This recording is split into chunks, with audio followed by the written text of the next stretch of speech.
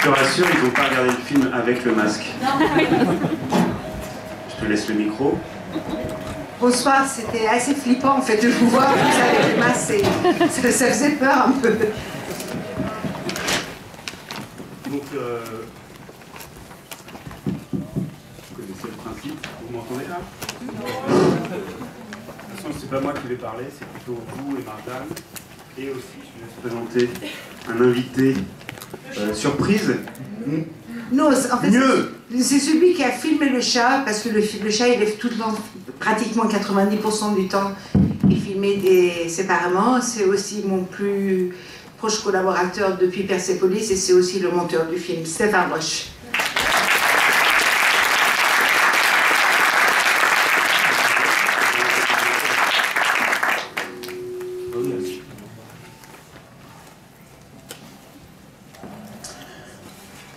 Donc le principe c'est que vous posez des questions, on peut, si vous voulez, on peut nous en poser une à Marjane, si jamais vous êtes un peu timide, je crois pas. On peut lui demander, je sais pas, le 06 de Gemma Arterton. Il faudrait arrêter si on peut arrêter le film, surtout ne pas le relancer. Ouais. Merci beaucoup. Donc on va passer les micros dans la salle. Première question. Bonjour Marjane. Bonjour. Déjà, deux questions. Comment va Monsieur Moustache? Et savoir comment vous êtes arrivé sur ce projet. Je pense qu'il va très bien, parce que c'était un jeune chat, donc je pense qu'il me reste encore beaucoup de vie, et il était assez féroce et en bonne santé. Donc. Et puis la dame la dresseuse était super gentille avec ses animaux. Vous savez, quand j'avais Persepolis, j'étais nommée aux Oscars, donc comme vous êtes nommé aux Oscars, vous avez un agent américain. Et quand vous avez un agent américain, vous ne le payez pas tous les mois, donc vous le payez si il vous ramène un projet. Donc c'est dans son intérêt de vous ramener tous les projets qu'il peut. Et donc j'ai eu comme ça par vague. Au début j'étais le spécialiste des enfants, parce que j'avais fait Persepolis. Il y a eu un moment où j'étais la spécialiste du monde musulman, alors que moi je suis athée. Après, j'étais la spécialiste des films de femmes. Les films de femmes, c'est-à-dire, vous savez, ces films où les femmes elles veulent acheter que des sacs à main, mais elles n'ont pas de mari, elles ne travaillent pas, non plus c'est pas des prostituées, mais quand même elles ont 5000 balles à mettre dans un sac et vous ne savez pas comment c'est possible. Et il y avait des trucs comme ça, et puis un peu des trucs un peu cul, la praline et tout ça. Et puis, enfin, ce projet, il est arrivé, et je me rappelle très bien, je l'ai lu le soir, et je me disais, mais mon Dieu, qu'est-ce que c'est que c'est quoi ce truc? Je voyais des images, certes, et puis moi, la première question que je me pose toujours, c'est, est-ce que moi, je vais payer 10 € pour aller voir le film? Parce qu'avant ça, par exemple, j'avais eu, vous savez, ce film qui s'appelle Maléfique avec Angelina Jolie, on me l'avait proposé aussi. Oui, mais vous savez, évidemment, c'est un film très grand, et il y a Angelina Jolie et tout, mais moi, vous savez, c'est le côté ténébreux de la force, et les dragons, et les nains, et dans les forêts et tout. C'est vraiment pas mon truc, j'aime pas ça. Donc comment voulez-vous, moi pas convaincue, faire un film convaincant pour vous convaincre? C'est juste impossible. Donc j'avais dit non. Et ce projet, c'était vraiment, j'arrivais pas à définir le genre. Et puis en même temps, c'était un film, je ne peux même pas me dire, c'est la 19e version de Bonnie and Clyde, c'est la 12e version de machin. Il me faisait penser à aucun film que j'avais déjà vu. Et puis je me disais, quand même, j'ai énormément de sympathie et d'empathie pour ce tueur, et ce qui est bizarre. Et puis ce chat irrévérencieux, mal poli, cynique, qui me plaisait trop, il me faisait trop rire. Donc l'un dans l'autre, j'avais vraiment envie de faire le projet. Donc je suis allée les voir à Los Angeles. J'étais pas la seule qu'ils avaient contacté. Il y avait 3 messieurs qui avaient déjà fait des thrillers et ils m'ont choisi moi. Donc j'ai pas demandé pourquoi, j'ai eu un peu peur. Question derrière déjà. Je sais pas. J'essaie de parler un peu fort. Oui, la salle est petite. Ouais. Est-ce qu'au départ, vous aviez déjà un choix au niveau des acteurs et des actrices, bien entendu, ou ça vous est venu comme ça lors de casting Non, je ne pense jamais au début à un acteur ou une actrice, parce que ça peut être embêtant, parce que vous savez, quand le scénario il arrive, il faut vous savez, vous avez un scénario d'abord, et puis il faut rendre le scénario faisable. Parce que le scénario, ça reste quand même au niveau de la littérature, donc vous pouvez dire plein de choses. Vous savez, vous pouvez dire, ils prirent la fusée, ils allèrent sur la Lune. Mais si vous n'avez pas de thune, il n'y a pas de fusée, il n'y a pas de Lune, il faut donc trouver une autre idée. Et puis, il y a des choses aussi qu'il faut arranger et tout ça. Et donc, si vous avez déjà un acteur en tête, vous pensez tout le temps à cet acteur, donc le scénario se modifie en fonction de cet acteur, et puis si l'acteur vous dit non, comme on dit, on est dans la merde, quoi. Comment on fait avec bon. Donc, on a d'abord travaillé le scénario, et je ne vous cache pas que quand vous pensez à un serial killer, vous ne vous dites pas serial killer Ryan Reynolds. Les deux, normalement, ça ne va pas bien ensemble.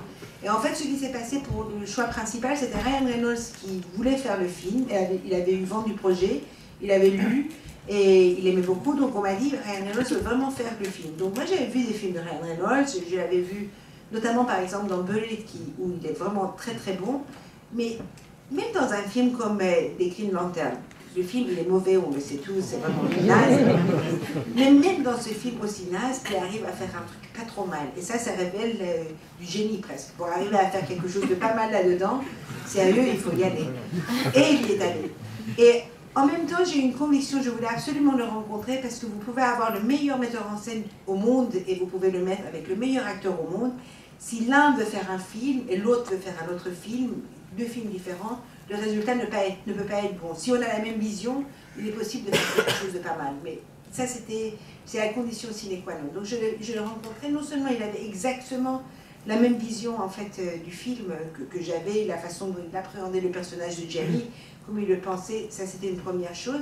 Et aussi, il avait le physique de l'emploi, parce que vous savez, il peut avoir un côté vraiment très inquiétant, avec ses yeux comme ça, sombres et profonds, et en même temps, il a un sourire juvénile, enfantin, où dès qu'il sourit, vous avez envie de lui pardonner tout, vous lui donnerez le bon Dieu sans confession. Donc il y avait tout qui allait, et puis une fois qu'il était arrivé sur le travail, il était extraordinaire. Et puis après, pour le rôle des filles, des femmes, moi parce que vous savez, en même temps, un mec qui tue que des femmes, c'est un pervers sexuel. Entre nous, c'est ça. Donc, si à un moment donné, ne serait-ce qu'un instant, vous pensez « Ah, c'est un pervers sexuel », bye bye l'empathie, au revoir la sympathie, c'est pas possible. Donc, il fallait qu'en fait, lui, il n'ait aucune sexualité. Et je me suis renseignée parce que quelqu'un qui a eu un choc émotionnel à un âge de sa vie, par exemple, il arrive très souvent qu'il reste bloqué émotionnellement dans cet âge-là. Donc, Jerry, c'est un enfant de 11 ans qui se trouve grandi. En fait, il a le corps d'un homme qui a la trentaine, mais émotionnellement, il a 11 ans. Donc, tout le désir de séduction devait venir des femmes. Et moi, je me disais, bon, si j'étais un mec et je travaille dans une entreprise, et qui la première femme qui va me sauter à l'œil? Celle qui est féminine, mais qu'on n'en peut plus. Et Gemma Arterton est vraiment une dégouline de féminité avec ses seins extraordinaires, ses hanches, ses bouches magnifiques. Donc c'est celle qu'on va remarquer en premier. Après, vous avez Anna Kendrick plus petite, comme ça, plus discrète, plus la petite américaine type. Après, vous avez la femme ronde, donc, qui elle aussi, elle est intéressée par Jerry, mais lui, il ne voit pas du tout, parce que dans l'esprit des gens, une femme qui aime trop manger, ben, forcément, elle n'aime pas les hommes, elle n'aime que bouffer, donc voilà. Mais le personnage le plus important, c'était la psy, parce que dans le scénario original, la psy avait 35 ans, et donc ça crée de nouveau une autre relation comme ça de séduction, mais en plus de ça, je pense qu'à 35 ans, on ne peut pas maîtriser une situation pareille, et j'avais surtout envie de mettre une femme d'un certain âge, parce que dans tous les films, les actrices à partir de 60 ans, soit c'est la femme trompée, soit c'est la mère corail, soit c'est la grand-mère qui fait des gâteaux. En fait, ils n'ont pas une existence pour elles-mêmes. Leur existence est tout le temps liée aux gens autour de leurs enfants, leurs petits-enfants, leurs maris, leurs machins. Et elle, c'est une femme qui est elle-même, elle est la mère de personne, la grand-mère de personne, l'épouse de personne. Et j'adore cette actrice Jackie Weaver que j'avais remarquée dans Animal Kingdom où elle était géniale. Et voilà, donc... Et ils ne m'ont pas imposé le casting. Il fallait que ce soit d'un commun accord. À chaque fois, ils ont fait des propositions. J'ai rencontré, par exemple, une actrice, avant de rencontrer Gemma Arterton, il m'avait dit, oui, il faut que... Moi, j'étais obsédée sur Gemma, ils m'ont dit, rencontre-la, rencontre-la.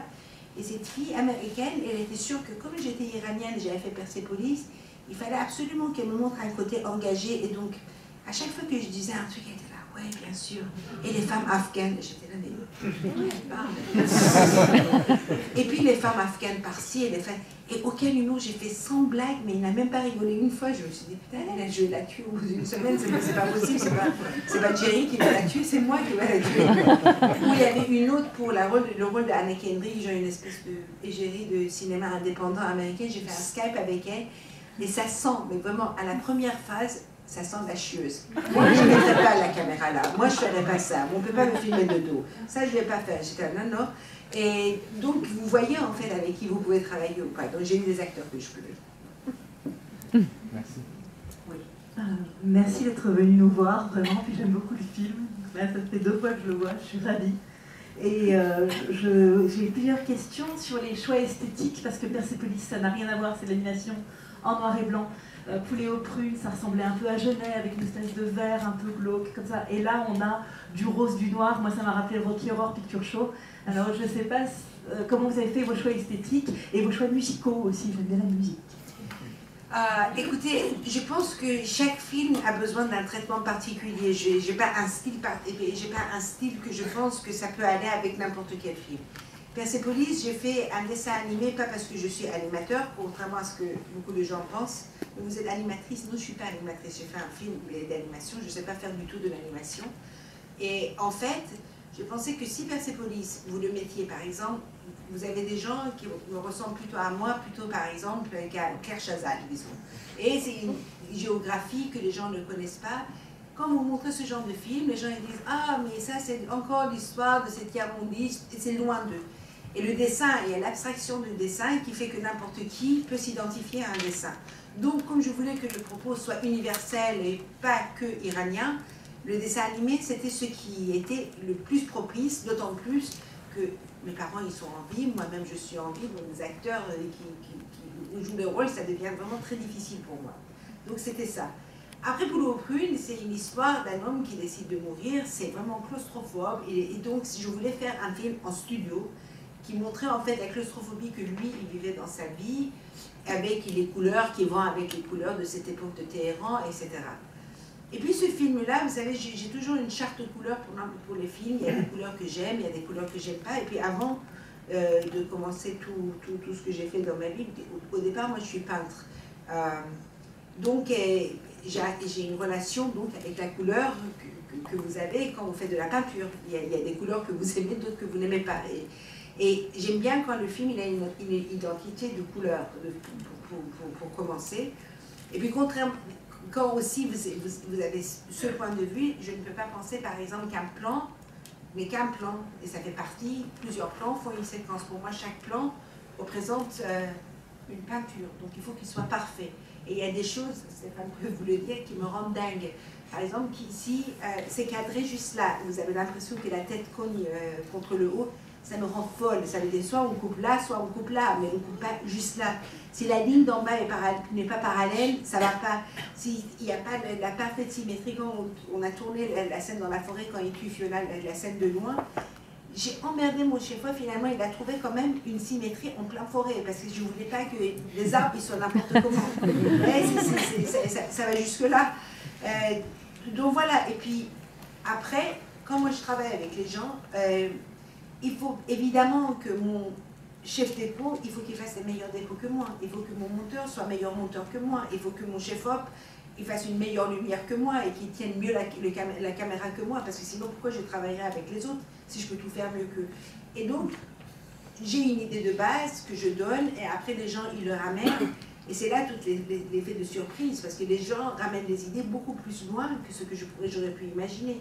J'ai une idée de base, et puis après, il y a la connaissance de ces gens qui viennent et qui rajoutent. Par exemple, dans le cas de Stéphane, pour parler de lui, moi, comme chaque metteur en scène, évidemment, j'ai envie de mettre toute la scène, parce que je me rappelle quand on l'a tourné, et puis, Gemma, elle a fait ça, et Anna, elle a fait ça, et donc moi, si je monte le film, il va faire 2h30. Donc vous allez vous emmerder parce que c'est pas un film qui peut faire 2h30. Et moi, à chaque fois, j'étais là, mais un peu plus long, mais un peu plus long. Et lui, il me disait toujours, mais tes scènes que tu adores, on s'en fout, quoi. Si on a l'information, là, il faut couper. Donc là, il faut faire confiance au monteur qui fait la 3e écriture du film, parce que la première écriture, c'est le scénario, la 2e écriture, c'est moi. Et le monteur, il réécrit le film pour une 3e fois. Donc voilà, c'est petit à petit, les choses ils prennent forme. Mais évidemment, je ne sais pas tout dès le départ. Il faut travailler, travailler, travailler. Et puis, à un moment, on trouve, quoi. Oui, mais juste... Vous êtes où? Vous êtes où? Ah, non, vous êtes encore où? Je savais pas. Ah, la musique. Juste sur la musique, ouais. Et, Oui. ah oui, sur le fait que le chat ait l'accent écossais. Ah oui. Voilà. Question. Bon, alors sur la musique, je travaille depuis Persepolis avec le musicien qui s'appelle Olivier Bernet. Je sais pas, j'aime pas trop en fait quand dans un film la musique vient trop devant et qui veut absolument me dicter mes émotions. Vous savez, quand il met des violons, quand il faut que vous soyez triste, que machin. J'aime bien la musique qui peut être devant et derrière, qui accompagne bien les scènes. Olivier, c'est un très bon musicien qui arrive à faire ça. Après, je ne vous cache pas, si je pouvais avoir un peu plus de musique qui existe déjà, par exemple, il y a des musiques que j'aime, mais je ne peux pas les avoir parce que j'ai jamais suffisamment d'argent pour les avoir. Ça coûte hyper cher. Par exemple, vous avez Sing a Happy Song à la fin, qui tombe hyper bien. Finalement, ça correspond beaucoup plus au film. Mais au début, j'avais une autre musique en tête. Bon, c'est une musique, et puis on découvre que cette musique appartient à la famille Jackson. Et la famille Jackson, elle veut $1 million. Et là, c'est pratiquement 10% du budget du film. Je peux pas mettre 10% du budget du film pour une musique qu'on va utiliser 3 minutes, c'est juste pas possible. Donc, on cherche d'autres musiques, et finalement, on m'envoie une liste, et je trouve cette musique des OJs qui est beaucoup moins connue, donc moyennant, je sais pas, $6 000, $7 000, on peut acheter cette musique. Et finalement, ça correspond beaucoup plus au film. Donc, il y a des choses aussi malheureuses qui, finalement, c'est bien pour le film. Et l'accent écossais, avec Stéphane, comme on a toujours des problèmes de fric, vous savez, parce que ce film, il a coûté un peu plus de 9 millions d'euros. Quand vous voyez que Camping, ils l'ont fait pour 25 millions d'euros, je pense que c'est les boules de pétanque, ça doit être ça. Les boules, ça coûte hyper cher. Donc, vous voyez que vous savez, c'est énormément de travail, il y a des grands acteurs hier. Donc cet argent que je l'ai tourné aussi en 33 jours. Donc tout ce temps et l'argent que je n'ai pas, je suis obligée de compenser ça en préparant au début. Donc toutes les scènes difficiles, ça veut dire toutes les scènes où il y a des animaux, toutes les scènes où il y a des effets spéciaux. Nous on a un storyboarder, il fait les storyboards. Stéphane ensuite il fait un animatique, ça veut dire il monte le storyboard pour faire un pré-film qui nous donne une base pour savoir tous les problèmes qu'on peut avoir éventuellement pour ne pas arriver le jour de tournage et de dire ah, comment on va faire, parce que c'est trop tard, on n'a pas le temps. Et donc, je suis obligée de faire les voix moi-même. Donc, dans ma tête, la voix du chat, c'était Joe Pesci, c'était comme ça, une petite voix au perché, hyper rapide, un peu énervée. Donc, moi, j'avais imaginé le chat tout le temps, Joe Pesci. Et le chat, c'était à peu près ça. Et puis, les producteurs américains, on avait tous comme idée, bon, pour les voix, on va prendre un peu des acteurs connus, parce que ça fait des noms en plus sur l'affiche et tout. Et puis, un jour, il y a Ryan Reynolds qui envoie la voix du chat et du chien. Et excellente idée, parce que évidemment qu'il entend les voix, lui, dans sa tête. Donc, ça doit être ses voix à lui. Et ce chat, il a un accent, il a une voix comme ça, et il est écossais. Et soudain, pendant longtemps, en fait, j'ai bu beaucoup de whisky avec des Écossais et j'ai joué aux fléchettes. Je me suis rappelée de tous ces Écossais que je connais qui sont un peu roux, vous savez, tout maigre comme ça, avec un regard un peu comme ça, avec la voix. J'étais là, mais évidemment qu'il est Écossais et cette personne nous faisait tous mourir de rire, donc on est allé pour. Du moment où c'est lui qui le pense, ça peut être n'importe quoi, donc voilà, allons-y pour l'Écosse. Mais lui, il l'a fait parce qu'en fait, son agent, il est roux. Et dès qu'il y a un problème, il met des coups de boule à tout le monde. Voilà, c'est source d'inspiration, c'est son agent roux, voilà. Et il appelle ça, en plus des coups de boule, ils appellent ça le Glasgow Kiss. Le baiser de Glasgow. Donc voilà.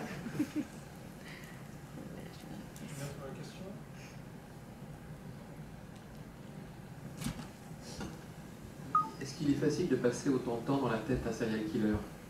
Ah bah oui, je l'ai passé parce que moi je lis beaucoup le scénario pour moi-même, enfin je le joue beaucoup pour voir les problèmes de rythme et je me suis vraiment mis dans la tête d'un serial killer, d'où l'idée de Tupperware, parce que dans le scénario il y avait une description, voilà, il coupe ci, il coupe par là, on voit le tendon, et ça c'est des choses que moi je ne peux pas voir moi-même au cinéma, donc si je ne peux pas le voir, je ne peux pas le montrer non plus. C'est des choses que moi, quand je vois, ça me sort complètement du film. Je deviens ça me fait trop mal à mes articulations. Et donc, il fallait que je trouve, j'aime bien le hors-champ, j'aime bien faire du gore pudique, on va dire. Voilà, c'est un nouveau genre. Et donc, j'étais dans mon trip de je suis une serial killer, j'étais dans ma cuisine et j'étais en train de réfléchir et je mettais tous les couteaux de la cuisine comme ça, bien parallèles les uns aux autres. Et puis soudain je vois le Tupperware et j'étais là, ouais, et ce mur de Tupperware comme ça en damier, une bleue, une jaune, une jaune, et c'est soudain, c'est plus gore, ça tombe dans le comique. Et je vous assure que le nombre de Tupperware, c'est le poids de Gemma par la quantité de grammes qu'on peut avoir dedans. Non mais je vous assure, parce que on était allés ensemble pour voir le King Kong de Peter Jackson. Vous savez, il y a cette scène de patinage artistique où il y a King Kong qui tient Naomi Watts et voilà, ils sont dans le Central Park et ils font les patinages artistiques. Et moi j'ai fait beaucoup d'études de mathématiques et physique et je regarde ça et je me dis, bon, voilà, comme vu le poids de King Kong, ça tient sur la glace doit avoir au moins 1 mètre d'épaisseur. S'il y a 1 mètre d'épaisseur, ça veut dire que au maximum, il peut faire moins 15 degrés. Comment ça se fait que Naomi Watts, elle est en nuisette et elle n'a même pas la chair de poule? Et je regarde ça, je dis, mais c'est pas possible! Et je me suis dit, certainement, il va y avoir une autre tarée comme moi qui va se dire, mais ce nombre par... Donc il y a 150 Tupperware avec 400 grammes de viande en chaque, 60 kilos de Arthur. Voilà. Et oui. Il faut être précis. Hein. Vous êtes encore dans sa tête, là? Comment? Vous êtes encore dans sa tête, au serial killer? Non, je suis quelqu'un de très saine, ça se voit pas. Quand dans le scénario, on voit qu'il y a le chat qui est... Quand on voit que dans le scénario, il y a un côté où il y a le chat maléfique et le chien qui est un peu l'ange gardien, est-ce qu'on n'a pas envie d'inverser les rôles pour aller à l'encontre du registre du chat toujours méchant et le chien toujours gentil? Écoutez, sérieusement, vous pouvez dire que le chat il est méchant et le chien il est gentil, mais on peut aussi dire que le chat il est honnête et que le chien il est mené. On peut aussi dire que le chat il a un super sens de l'humour et que le chien il sort poncif sur poncif. Ça dépend de quel angle on voit. Moi personnellement, je préfère le chat, c'est celui qui me fait le plus rire. Mais en même temps, quand vous voyez un chat, comment, quand il a une souris ou un petit oiseau, comment il joue avec, le côté sadique qu'ils ont à ne pas le laisser mourir, ben, voilà, c'est comme ça. Et puis, vous savez, pour le choix des animaux, c'était vraiment au début, j'ai pensé chien gentil, donc nous on pensait tout le temps à un labrador. Et puis on rencontre ce chien qui a vraiment ce regard rempli de compassion, génial, plus tout gentil et tout, donc j'ai dit, je prends ce chien. Et donc ce chien, comme il est physiquement très imposant, mais il ne dit pas des choses très intéressantes. On dirait un petit mec républicain, un peu con,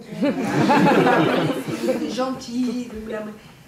Donc il fallait un chat, et comme le chat, il prend beaucoup d'espace, il fallait que son physique, il avait aussi un physique particulier, il allait vraiment prendre tout pour lui. Et donc il y avait un chat noir et blanc, et il y avait celui-là. Celui-là, il avait le petit regard comme ça, et à chaque fois qu'il regardait dans son regard, vous pouvez dire « va te faire foutre, va te faire foutre ». J'ai adoré ce chat. Alors pour tourner, ça c'était encore une autre histoire, parce que bon, le chien, vous pouvez dire c'est facile, le chien, vous le dites assis, debout et tout ça. Nous, on avait un problème avec ce chien, parce que notre chien était vraiment très sentimental. Donc dès que vous le caressiez un peu, il avait une érection de dingue. Vous voyez la taille du chien, vous pouvez imaginer. Et donc là, ça va filmer, il faut cacher le truc, c'est pas possible. Là, à chaque fois, j'étais là, s'il vous plaît, ne le caressez pas, il le prend trop personnellement. Et pour le chat, c'était juste impossible. Le chat, c'est... Tu fais ça et il vous regarde, il comprend très bien, mais jamais il va le faire. Donc Stéphane est monté pendant la journée. Moi, je voulais droguer le chat. On lui donne un peu de Lexomil, les Américains. On ne fait pas de maltraitance aux animaux. Je dis, mais quelle maltraitance? Moi, je prends du Lexomil. Pour le calmer. Non. Stéphane est monté le film pendant la journée et le soir, après qu'on était parti, il venait, il faisait les scènes de chat séparément. Et on a fait le split screen et finalement, le fait que tout ça, ça marche, ça ne révèle pas du tout de mon génie, c'est lui. Et vous entendez en fait sur les rushs et vous avez des heures pour que peut-être le chat il veut faire 5 secondes, 5 secondes là, et il a trouvé les meilleurs moments où on a l'impression en fait qu'ils sont tous en interaction.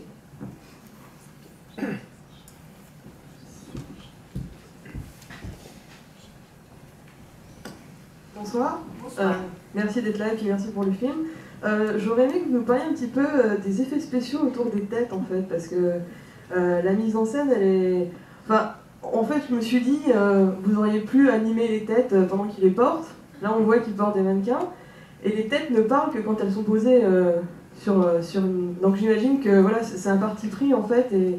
Oui, c'est une partie pris, parce qu'il y a des choses, si on les fait trop, c'est pas bien. Ça veut dire, pour faire ça, après, il faut faire des effets sur le fond vert. Moi, je n'aime pas tourner sur le fond vert, parce que moi, je m'emmerde. L'acteur, il s'emmerde. Le chef-op, il s'emmerde. Tout le monde s'emmerde, et il y a beaucoup de problèmes après. Ça veut dire, si je tourne la tête, par exemple, sur un fond vert, le problème, c'est qu'après, il faut enlever le verre du visage. Après, il faut mettre la lumière du frigo. Après, il faut que les deux regards se correspondent. Après, quand c'est une tête découpée, quand vous parlez, que vous vouliez même rester très stable, votre tête bouge. Donc après, il faut stabiliser la tête. Donc, ils sont vraiment assis dans le frigo. Ils sont assis comme ça. Je mets du prosthétique, du silicone pour que la tête ne soit pas dans le frigo, mais sur le frigo. Après, ils sortent, on reconstruit le frigo, la caméra est bloquée, on refilme une deuxième fois, et on fait une double passe de nouveau, c'est une technique un peu à l'ancienne. Et par contre, je peux voir immédiatement si ça fonctionne ou pas. Mais là, vous avez un acteur qui est réellement stable, et les deux acteurs, ils jouent réellement ensemble, quoi. Donc après, oui, les têtes, quand vous les portez, ils peuvent parler, mais après, vous savez, on a des animaux aussi qu'il faut parler, et 9 millions, 9 millions.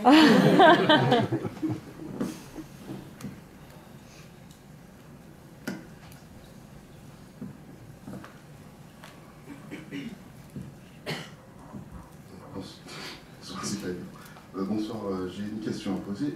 En fait, c'était pour savoir, est-ce que c'était volontaire de choisir la maison de Jay comme métaphore, comme une entrée dans son esprit?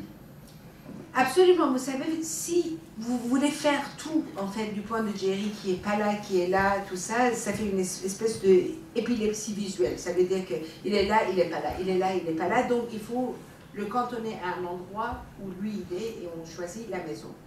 Et voilà, je voulais absolument, en fait, que la différence entre ce qu'il voit et ce qui est la réalité soit suffisamment énorme, parce que si vous voulez créer l'empathie pour ce personnage, il faut être tout le temps avec lui. Il faut qu'au moment où il prend ses médicaments et il y a tous ces crottes partout et que c'est dégueulasse, il faut que vous vous disiez, non, Jerry ne prend pas le médicament, il faut que les spectateurs soient d'accord pour qu'ils ne prennent pas le médicament. Comme ça, l'empathie continue à fonctionner. Après, jusqu'où est-ce que cette trace, elle peut aller? Il faut aussi le penser, ça veut dire, cette trace, est-ce qu'elle peut être dans sa chambre? Non, parce que si cette trace est dans sa chambre, Jerry pue. Donc les gens, quand ils le voient en société, ils doivent avoir un mouvement de recul. Mais celui-là, il est propre. Donc il y a un endroit qui doit être propre. L'endroit où il dort, où il a ses vêtements, où il se lave, ça ne doit pas être complètement dégueulasse. Et c'est tout le reste de la maison où il empile, il empile. Et lui, son obsession, c'est qu'il dit toujours, je suis Jerry from packing and shipping. C'est aussi pour ça aussi que j'ai fait les Tupperware. Sa passion, c'est l'emballage. Donc, dans sa belle version à lui, c'est bien rangé. Et sinon, c'est des emballages comme ça qui pendent de partout, dans le sac plastique, partout, voilà.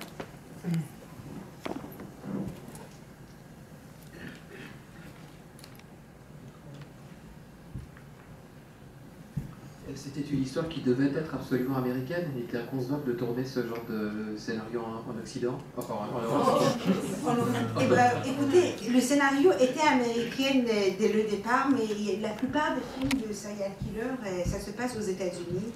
Peut-être que ce pays crée beaucoup de tarés, j'en sais rien, plus de serial killer qu'ailleurs, mais vous avez beaucoup de films autour des serial killers, en plus qui sont souvent basés sur des histoires vraies. Scream, c'est une histoire vraie. C'est un type qui s'est mis en marche du campus en Floride et qui a, je pense, éventré 5 filles et un garçon, et à chaque fois en faisant des mises en scène macabres, la tête d'un côté, le bras de l'autre, tout ça.